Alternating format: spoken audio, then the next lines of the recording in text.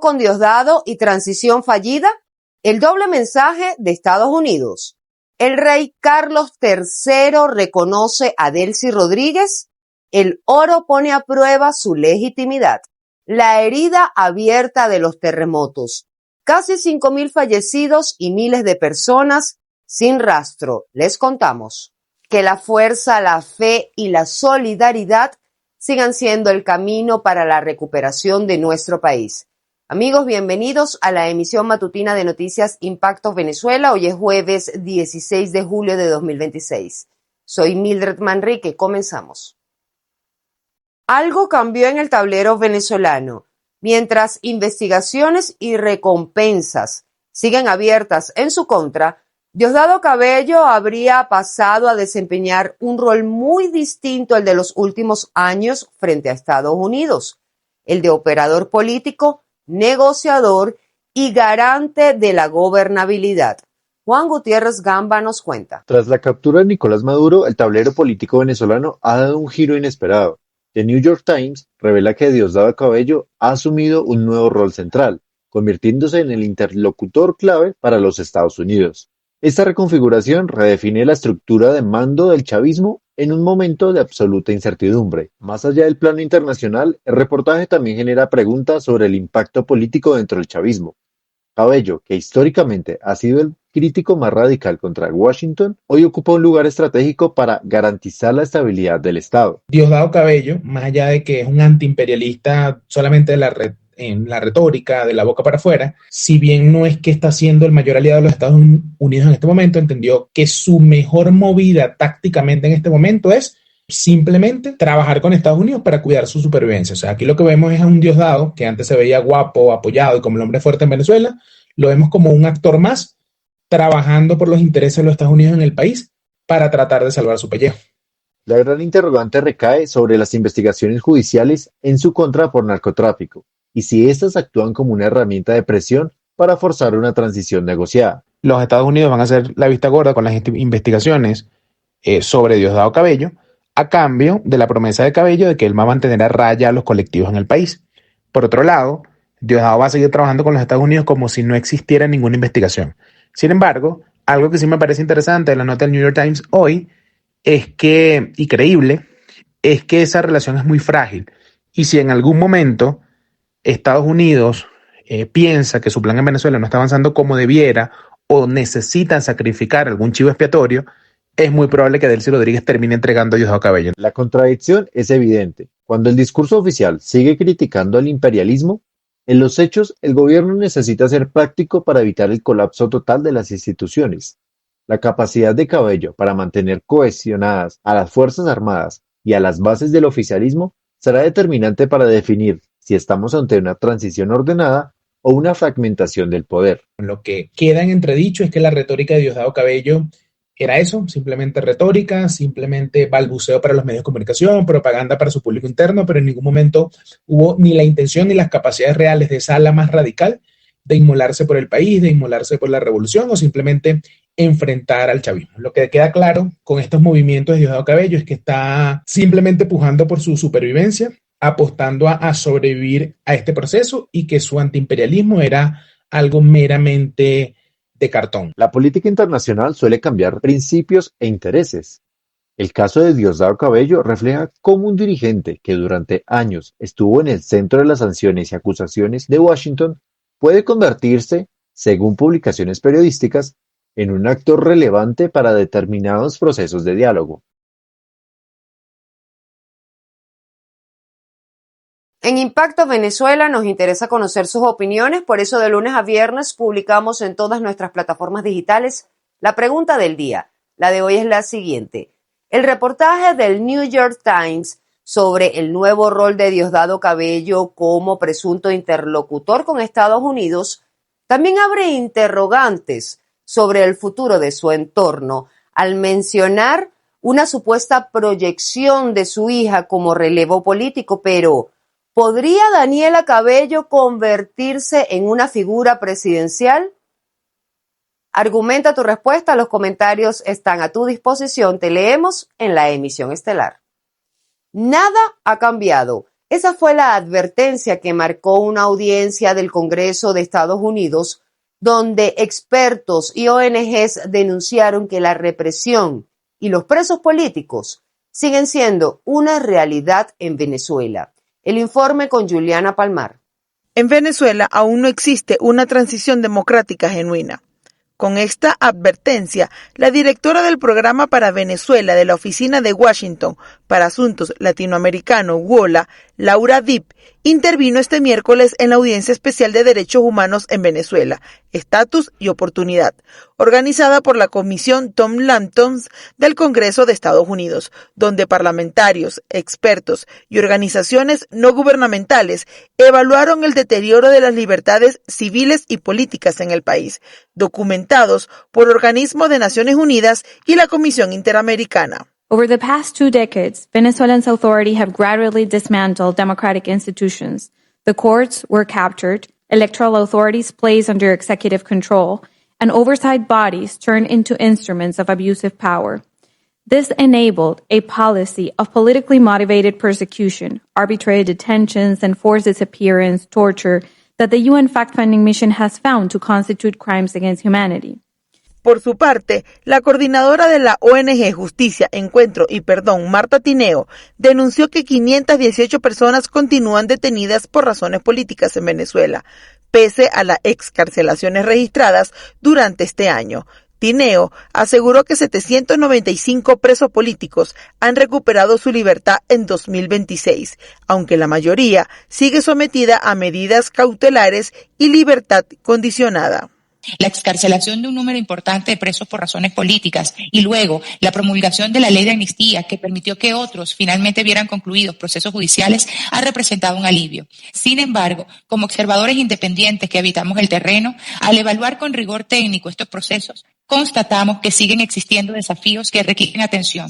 A su vez, Vivi Borges, coordinadora del Centro de Justicia y Paz, CEPAZ, alertó que los terremotos ocurridos en Venezuela no creó la crisis institucional, sino que dejaron al descubierto las consecuencias de décadas de instituciones incapaces de garantizar la protección de la población y el respeto a sus derechos. While democratic change will take time, true priorities are already clear. Protecting civil society and rebuilding democratic institutions. The June 24 earthquake made those priorities impossible to ignore. The earthquake did not create the Venezuelan crisis. They exposed it. Expertos consultados coinciden en que esta audiencia evidencia la necesidad de avanzar en el restablecimiento del Estado de Derecho y en el fortalecimiento de las instituciones democráticas, como condición para superar la crisis de derechos humanos que atraviesa Venezuela. Estos testimonios que además documentados de persecución, de tortura, de crisis humanitaria, la comunidad internacional lo debe evaluar y al escucharlo, le mando un mensaje a Delcy de que para que haya un verdadero cambio en Venezuela, o sea, no basta con cambiar el nombre en la figura del poder. Un paso súper importante en todo este proceso porque era algo que no se había hecho como de manera, digamos, como en ese tipo de espacios públicos. Sobre todo en los pronunciamientos que alcancé a escuchar precisamente, era insistir en que las condiciones estructurales y las instituciones como base de la represión en Venezuela siguen vigentes. En este contexto, este miércoles Foro Penal confirmó la excarcelación de José Sánchez Mazuco y la liberación por medida humanitaria de José Ramón Cabrera, quien permaneció más de 9 años detenido sin juicio. Asimismo, desde el pasado 24 de junio, la ONG contabiliza 6 excarcelaciones de presos políticos, en un contexto en el que las liberaciones se han ido reduciendo de forma progresiva. Para Impacto Venezuela, Juliana Palmar. La presidenta encargada Delcy Rodríguez reclamó al rey Carlos III las 31 toneladas de oro venezolano retenidas en el Banco de Londres, según dijo, para destinarlas a la reconstrucción del país tras los terremotos. Pero la corona británica no responde y el silencio reaviva las dudas sobre su reconocimiento internacional. Los detalles con María José Prado. Han pasado varios días desde que Delcy Rodríguez anunció el envío de una carta al rey Carlos III el 8 de julio, solicitando la liberación de las 31 toneladas de oro venezolano custodiadas por el Banco de Inglaterra, valoradas en $4.000 millones. La encargada de la presidencia dice que esos recursos servirían para financiar la reconstrucción tras los terremotos que, según el Programa de las Naciones Unidas para el Desarrollo, las pérdidas están valoradas en $6.700 millones. Pero hasta ahora no hay respuesta oficial de la corona británica ni del gobierno del Reino Unido. Por supuesto que el tema humanitario y de atención a las víctimas del terremoto se utiliza en este caso de manera absolutamente oportunista. Esa no es la prioridad de Delcy Rodríguez. Lo que quiere es justamente poder recibir esos recursos para continuar sin ningún tipo de control, sin rendir cuentas. Más allá de la carta, el punto de fondo sigue siendo el mismo que mantiene congelado ese oro desde hace años, el reconocimiento de las autoridades venezolanas. El litigio comenzó porque Londres no entregó las reservas al gobierno de Nicolás Maduro, al considerar que existían dudas sobre cuál era la autoridad legítima para administrar esos activos. Aunque el escenario político venezolano cambió este año, no se ha anunciado públicamente una decisión del Reino Unido que reconozca formalmente a Delcy Rodríguez como jefa de Estado, ni que modifique la situación jurídica del oro. Hay que tomar en cuenta que en el gobierno venezolano, por ejemplo, ni siquiera las memorias y cuentas, ni siquiera el Banco Central publica los datos de la economía desde hace años. Entonces, bueno, ese es un gobierno al cual no se le puede confiar ningún recurso. En la práctica, una respuesta del rey tampoco resolvería el conflicto. En el sistema británico, el monarca no decide sobre litigios judiciales ni sobre los activos custodiados por el Banco de Inglaterra. Esas decisiones dependen del gobierno y de los tribunales. Mientras no exista un cambio en el reconocimiento diplomático o un fallo definitivo que autorice la entrega, las reservas seguirán congeladas, pese al argumento de que serían utilizadas para atender la emergencia humanitaria en Venezuela. En un taller de moda en Venezuela, los hilos de colores y las telas para vestidos quedaron a un lado. El negro se impuso. Ahora las máquinas de coser no producen prendas de vestir, sino bolsas mortuorias que serán donadas a los rescatistas y familiares encargados de recuperar los cuerpos entre los escombros que dejó el doblete sísmico. Veamos. En este taller de moda en Venezuela, los colores brillantes para confeccionar vestidos han quedado a un lado. El color negro se impuso. Ahora se cosen bolsas mortuorias para donarlas a rescatistas y familiares que recuperan cuerpos de las ruinas del doble terremoto que dejó más de 4.700 muertos. El 24 de junio, cuando dos sismos de magnitud 7.2 y 7.5 golpearon Caracas y devastaron el vecino estado La Guaira, el diseñador de modas venezolano Efraín Mogollón se preguntó cómo podía apoyar en medio de la emergencia. Estábamos justamente en el estado de shock porque fue una tragedia inminente y necesitábamos entender qué podíamos hacer, lo más importante desde nuestro valor, desde lo que nosotros sabemos hacer, y en este caso era coser, poner a trabajar mi equipo y aplicar este plan de acción. Las 22 costureras del taller by Efraín Mogollón guardaron la seda, el lino o el tafetán y tomaron polietileno de alta densidad de 500 micras y una tela con revestimiento especial para confeccionar las bolsas. La verdad fue fuerte cuando nos dieron la noticia de lo que íbamos a hacer, pero a la vez sentimos que estamos haciendo un bien para personas que lo necesitan, ¿sí? Pues que ya no están en este mundo, pero es una manera como de apoyar ese dolor. Hasta el lunes, el taller había confeccionado 1.000 bolsas. La mitad fueron donadas al Servicio Nacional de Medicina y Ciencias Forenses en Caracas y el resto directamente a rescatistas y familiares de fallecidos. Pero sí te digo una cosa, que bueno, es útil para poder ayudar a la familia y bueno, también es algo que no se alcanza tan fácilmente. El gobierno evita hablar de desaparecidos, pero la ONU calculó que podrían llegar a 50.000 y anunció la entrega de 10.000 bolsas mortuorias. En su recorrido por los albergues donde se encuentran miles de personas que quedaron sin hogar, Mogollón identificó otra necesidad: lonas para cubrir el piso y el techo de las carpas donde duermen para poder protegerse del frío y la lluvia. El taller ya comenzó a producirlas. ¿Sientes que hay demasiadas noticias y poco tiempo para seguirlas? En Impacto Venezuela te resumimos algunas solo en 60 segundos. Quédate conmigo. Balance incompleto.